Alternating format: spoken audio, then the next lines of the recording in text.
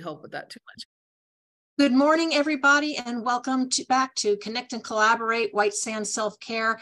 I am your host, Laura Cross, and we are all about building education, resources, connection, and collaboration with other people that can support you along your self-care journey. And I am so excited to have with me today Wendy Watson. She is the CEO, founder of TBR Spiritual Health. And although she's been a massage therapist for 12 years and has done energy healing work for 8 years, it wasn't always easy. One of the things she says that I like is life is all about learning to be the better version of yourself or the best version of yourself. And it wasn't always easy. As Wendy would tell you, she's had a chaotic, stressful, and complicated life, but it doesn't always have to be that way. So I thought maybe if you could, Wendy, maybe share with everyone, because I think we've all kind of related to having that whole chaotic stress and complications, but not sure how to get through it. So maybe if you could share with everybody a little bit what you mean by that. Well, for me, chaotic and stressful was being a child of divorce and having 2 different homes and having step families, and not just having regular step families. I had step families that lied and stole from each other. And, the son would steal from the father and the grandmother and all the things. And they would steal from us, and going through my own 2 divorces and losing a child and, all of those things that can really cause some baggage and cause some emotional turmoil. And from my approach, it's learning to get rid of the old energy patterns that we were brought up with, or even from a previous life, or even from the occurrences that we grew up with, just removing that negative energy or the energy blockages and establishing some good, healthy living patterns and some self-care patterns so that you can manage the current life cycles through a healthier brainwaves, through healthier living patterns, through healthier energy patterns. Yeah. But how did that realization come about to you? Because that's not something most of us are brought up with or taught, about energies or other things. So, how did you even wind up getting that revelation? So one of the things that helped me was this 70-20-10 rule that an audit manager gave me when I was working in accounting for corporate America before I got into massage therapy. And he told me that as long as 70% of the invoices and the POs go through, 20% need to be escalated, 20% need to be escalated and 10% need to be written off. As long as it falls within those guidelines, that's what they aim for. And it really gave me permission to write things off and to not be perfect. And I started using that rule in so many different facets of life and my interactions with people, right? 70% of what I project is going to be my own stuff. 10% might be direct to the person that I'm talking to, and 20% might be in the middle somewhere. So what am I projecting? Right. So that was stage 1.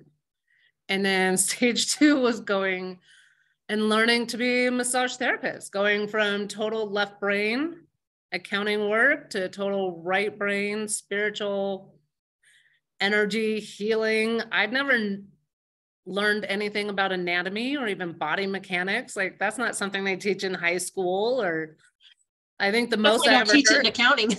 No, ergonomics wasn't even a thing back then, right? Like, this was 2003-ish. Like, I think they were starting to talk about it, but it still wasn't a thing. So I think the most I'd ever heard was sit up straight at the dinner table, right? Yeah. Yep. So learning about all of the different body systems and muscles and how they work, but also how they work together to make its own little ecosystem in order for it to heal itself. The body is amazing. It will heal itself. Yeah. But you Absolutely. have to, sometimes you have to encourage it, or you have to stop the bad habits that's creating the issues in the first place in order for the body to heal itself. Yeah, and that brings up a good point, because I remember in 2005, after my husband passed away, was when I first saw a massage therapist for the first time. And it absolutely amazes me when you think you have a pain or something one place, but they hit something else, and it and it will trigger or shoot all the way down there, because if you haven't taken those classes, you don't think about how everything's connected, or what it affects. And so that was huge. You start learning that. And so I started learning to listen to them, and try to start learning to listen to my own body when it, tells me things, and figure out what I just did wrong to make it get to that state. Yes, which is so important. And the rule of thumb in massage therapy is that it is where it isn't. Yep. Right? So even though our brain is going to, oh my gosh, I feel it right in between my shoulder blades on my right side, it's usually that's not where the complication is arising, which kind of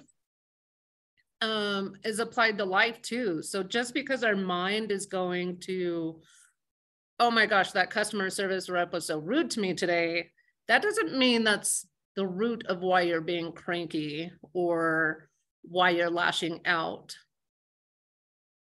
Right. Yeah, because sometimes it could just be stuff that's been built up, whether it's been building up for the past, or maybe someone said something in the morning, it really kind of irked you, but you didn't say nothing, and then you encounter another one, and that could just be like the last straw. Exactly. Yeah. Yep. So when you did the massage, so you're doing massage for a while, and then you morphed more into the energy, because I know you do a lot with energy healing. Yeah, I found myself really drawn towards the energy modalities. And then I started working at a yoga studio, which is all about energy and moving energy. And so in order to try and get them in as clients, I knew I had to get my hands on them, but it really opened up all of these intuitional skills that as an adult, I didn't realize that I had.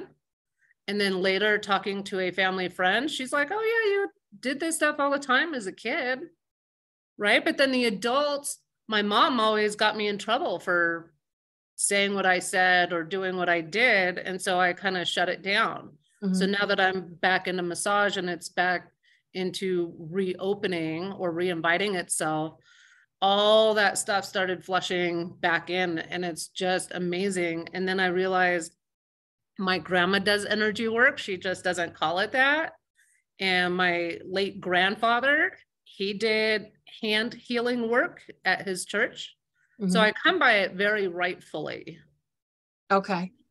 Yeah, I think a lot of it got a bad stigma, stigmatism to it a long time ago. So, because there's a lot of people I know, especially if you're, if you say that you got psychic abilities, and you first thing your mind will go to is these trashy commercials or stuff that they throw at you and stuff. And people don't realize the difference or what that actually is.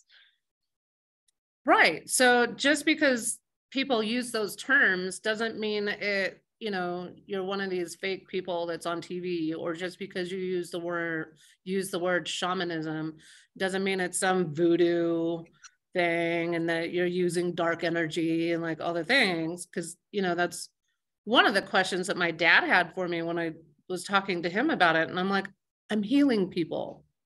Like I'm trying to make people the best version of themselves, the purest version of themselves. Like this, it's not. I think it's kind of when people don't understand it, because, I have a host of natural products and stuff, or holistic products. And, I can talk to somebody, was that more of that voodoo stuff? And I'm like, no, it's self-care. It's just not taking pills and prescriptions. It's stuff that, some of it works with your mind because it's wearable technology. And I'm like, it has nothing to do with voodoo. It has to do with your mind. But when you're not educated, or you don't know, it's just, easier to kind of poke fun at it or put it in a class that it doesn't belong in. Yeah, I was listening to this Western neuroscientist talk, And he was talking to another Western neuroscientist who is more of a materialist. And he used the word energy. And the materialist one, he's just like, oh, that's a woo-woo term. He's like, actually, it's the most scientific term out there. I mean, Tesla is all about energy. Yep. You know, all of these other scientists, it's all energy, whether it's energy that you can see in the light bulb, or energy that you can feel in the microwave, or untangible energy that comes off of your body, like your aura, your hands. It's still all energy. Yeah. And we're all energy. I mean, it's easy enough for us to say, it's like if somebody wants you to do something, it's like, oh no, I don't have the energy. You'll use it in that form. But to think of yourself as constant energy or moving, people just a lot of times don't think of it that way. I don't think it's widely talked about that way. It's not. Not in my experience. Even when I went back to college to get my degrees in 2018 and stuff, they still E&C stuff being talked about like that. They don't talk about most of them don't even still talk about being an entrepreneur either. So, yeah. And nutrition is energy too, right? In order to build energy, sometimes we have to eat foods that raises that energy for us, or caffeine or chocolate, right? So for me, everything is energy. Yeah.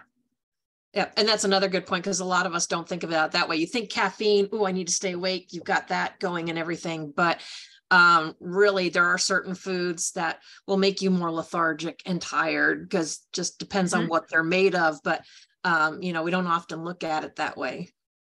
Right. And sometimes we don't realize how we react to food. Right. Yeah. So just because kale is healthy, that doesn't mean it's healthy for you.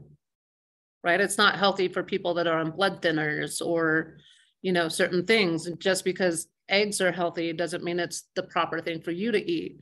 So really tuning into your body and tuning into your energy will help you notice how you respond to different foods. Right.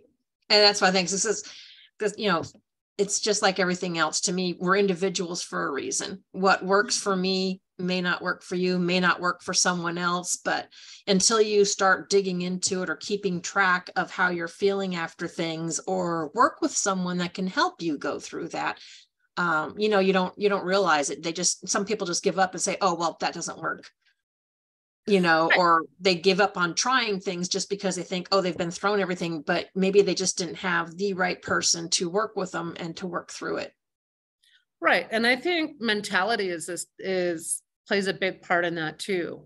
It's one thing to want to explore a little bit further. It's another thing to do the work. And some people just struggle with being able to move forward, or to think outside the box. Like, I know somebody who's diabetic, and she told me that she can't eat rice. Okay, so what grain can you eat? Well, I don't know, I just can't eat rice. Okay, well, there's quinoa, there's farro, there's all these other grains. Oh, I've never heard of those. If you Google right, alternatives, yeah, right, like, so sometimes it's getting past that thing that's keeping you stuck, or finding that right person to unlock whatever it is that's not allowing you to progress forward. Yeah. And that was a challenge. I mean, my fiance is a type 2 diabetic. And when we first learned, it was just like, boom, it was like it got slammed with the wall. Great. That means I can't eat anything I like. I'm like, well, no, we have to eat it within portion sizes. There's no more eating half of a mac and cheese, Stouffer's frozen dinner, with the family size. He used to be able to wipe out half of a family size. Can't do that. The carbs just throw his diabetes numbers up like crazy.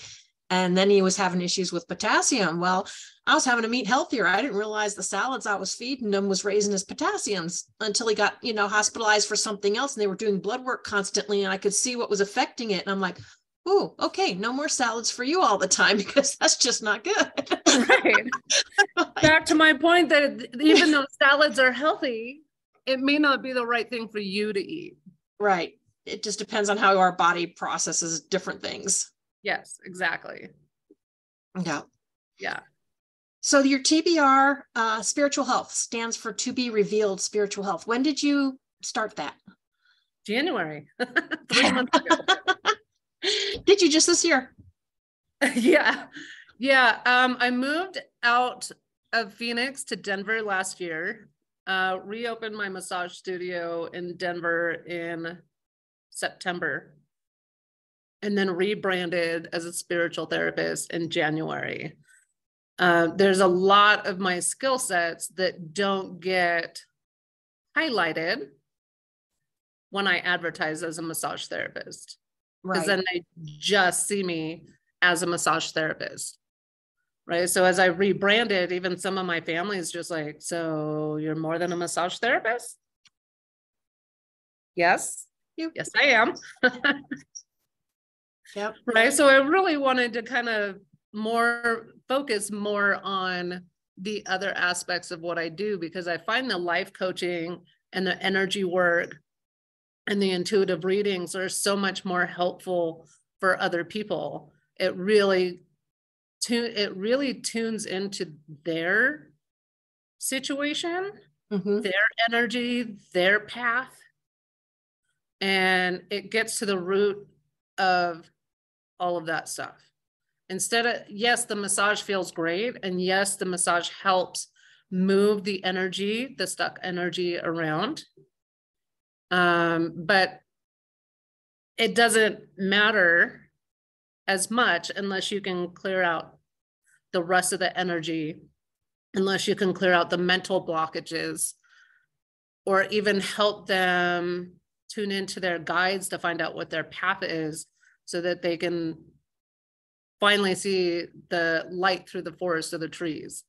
Yeah. Or even like releasing past traumas or experiences. That's one thing I learned with another one that does the TRE experience and stuff. It's just a total release, because whether you've broken a bone or you've gone through something traumatic or an injury or an abuse or whatever, you might think you're over it, but your body actually can hang on to that if you don't properly release and get rid of it.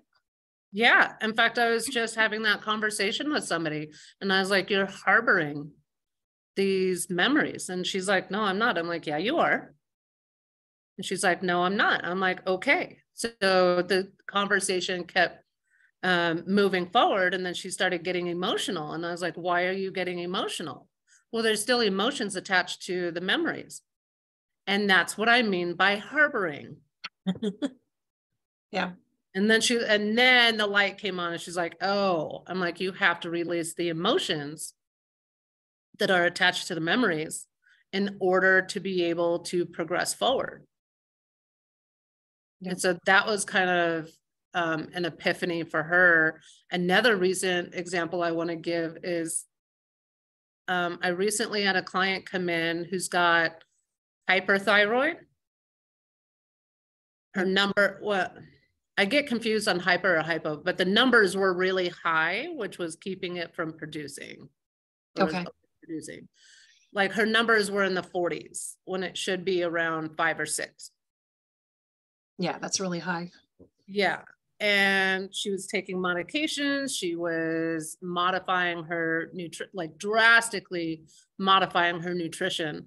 We did one energy session where it came out where she was strangled in a previous life, which is why she can't wear turtlenecks. She can't wear necklaces. She can't wear anything that's even close to her clavicles, like up into here. And so we did some energy work on that. And within a week, her thyroid numbers were down to 3.3. Nice. Nice. And she can get off of her medications. Yeah, I've talked to another person about that too, and we were having that discussion a little bit, and it depends on what you're open to or what you want to believe. There's a lot out there, but, it's like all of a sudden it's like, like I always said I hate snakes. And if I, snakes, it was like throw me into this whole kind of thing, but it's like I never really had an interaction with them. I just don't like them, and never like, really know why. But there's a lot of things sometimes that you may not have had an experience of swimming or drowning, but you're afraid of the water and you don't want to go in the water, but have nothing really happened to you that you know of, or that you might know of since you were born. And so, yeah, that's another whole interesting side of stuff that yeah. So I like anything like that. I like to release, because it's holding you. It's an energy that you're still holding on to for whatever reason. Mm-hmm. That could be holding you back from being the best version of yourself. So I like addressing all of those things, not just the things that you're aware of, but what aren't you aware of that needs to be released. Right. Now, I know you opened up your new store, or your new, you call salon shop? Studio. Thank you. Studio in Denver there. Is that the only place you work with clients, or do you work, because as I understand energy work, you can work with people long distances. So do you work with clients long distance as well, or do you stick mostly to hands-on and in person? Right now it's hands-on, but I'm trying to promote more virtual sessions. So you can do that. Yeah, we're interested. Should they, so they can reach out to you about that as well. Yes, absolutely. Yeah. Awesome. And you mentioned the 70-20-10 rule, and I believe that also has something to do with a new book you're working on that'll be coming out soon. Yes. Do you want to tell everybody about that? I am most of the way through writing my new book called Verbal Turbulence, the 70-20-10 rule. And it goes through my story of all the chaos and how that translated into my communication and how I treated people, and how abrasive my communication was, how judgmental my communication was. I was talking to my sister about it, and she's like, I knew where your heart was coming from, but it didn't come out that way. She's like, it was very harsh. And I can't tell you how many jobs I got fired from for being abrasive. That was the key word that most people use, but they also wouldn't explain it to me. Right. So I didn't know. So once I got this formula and I was able to apply it and use it to gauge, to find the value in the interactions, which forced me to turn around and look at the other person's perspective. Like, why would they say that? What am I not hearing? What do I not know that I need to understand? And by leading with that understanding and resolution has helped me come so far in my communication that even my clients are just like, it's like talking to a long lost sister, or, you know, your best friend. And most people, like, almost as soon as they meet me, they're just willing to open up, which is amazing. Yeah. And that's an important part, I think, too, is because I think so many people are afraid to reach out or get help because they don't want to be judged. They're afraid they're going to be judged or put into, some kind of realm. So, the fact that you're not abrasive, you're not judgmental, I think makes a huge difference when you're working with people. My space is completely judgment free. You can say whatever you need to say, even if you're afraid to say it or you don't really quite know how to say it. One of my recent clients, we did some energy and crystal healing, and when she came out of it, she just started crying, and I was like, okay, how are you feeling? And she's like, that is the safest I have felt for as long as I can remember. She's like, and it just felt so amazing. Like, she couldn't hold it in. And that's how I want my clients to feel. I want them to feel like they're in a completely safe space and that they can be and say whatever is true to them. Absolutely. Yeah, 100%. So Wendy, what's the best way for people to get a hold of you? I know we have a lot of different links and I can put them in the comments, but maybe you want to tell them what the best way is to contact you. Yeah, so you can contact me by phone, call or text at 602-689-1695. You can email me at tbrspiritualhealth@yahoo.com. And I'm on most social media at TBR Spiritual Health. Yeah, no, so, and we will make sure we put all of those links in the comments for you. Wendy, I know you're very busy and you have more clients to see and stuff today. So I want to thank you for your time and for sharing all of that with everybody today. I greatly appreciate it. Thank you. And thank you for the opportunity to be on your show today. I really appreciate it. Thank you. And before we go, I just want to make a couple of quick announcements. So next Monday, we'll have Tana Boss from Inner Reality Wellness to tell us a little bit more about her. She's also going to be the guest speaker for my live event that I hold here in Fairgrove, Missouri. On May 19th, we'll be doing that. But if you want to get to know her a little bit, she'll be on Monday. And also, I have another event coming up here local. So if you know of anyone in the Fairgrove area, the second week of May, I have Natalie Heckert, the inventor and owner of Club eFit, coming, and we'll be hosting an event at the house. So if you know of anyone in those areas, and just contact me, reach out to get more information, because we really want to build this community of building that education and resources and support for everyone. And as always, if you've missed this interview or others, you can go to my YouTube channel as well and catch up on all of them. But Wendy, I want to thank you again for joining us today. And everyone, have a great day. And remember that self-care isn't selfish. It's essential for a healthier you. And have a wonderful day. Have a blessed day. Thank you, everyone. Thank you. Bye-bye.